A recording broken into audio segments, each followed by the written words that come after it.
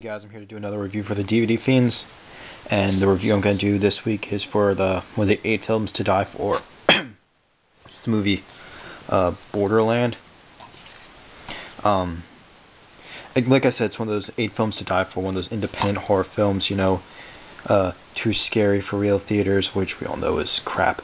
But yeah, I have to say I've watched a lot of the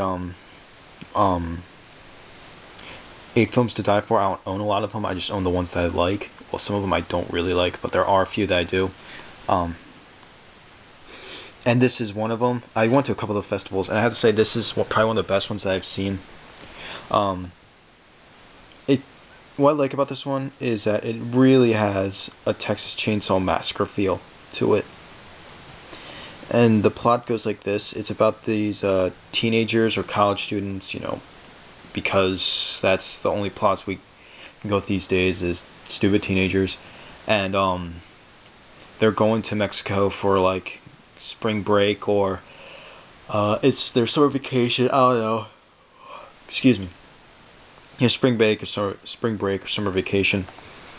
And while they're there, they're going down there to party, get drunk, and have sex, of course.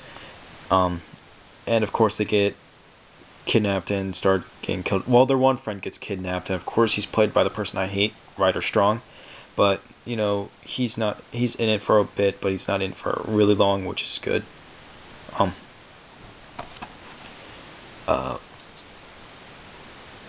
Here the description runs like it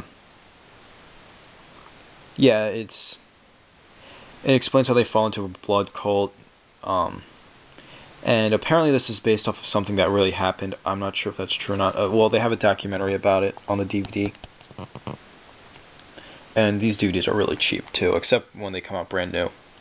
And this has actually gotten really good reviews. When I went and I got this at the store, the guy said, yeah, this is actually a really good movie. And I was surprised because this was on a lot of people's top 10 horror films of the decade, which is always really cool. Excuse me. It's really cool to see how many lists this has been on, and I can see why. Because like I said, it has a really good Texas Chainsaw Massacre feel to it. It's not the same story or anything.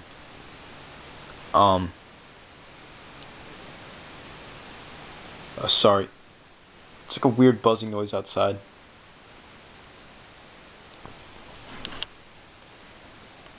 Can you hear that?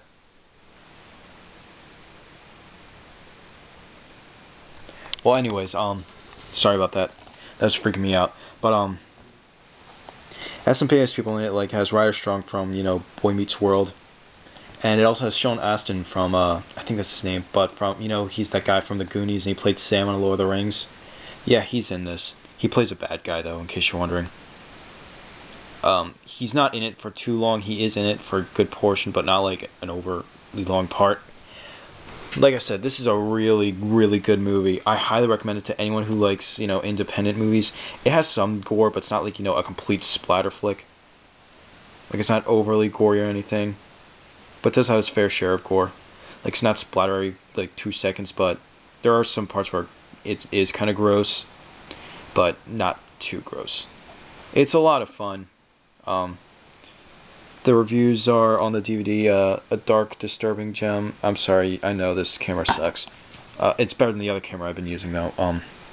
Mixes dramatic aspects of true crime story with modern horror cinema to great triumph. Yeah. I still have to watch the documentary about this. I'd like to see what that was really about.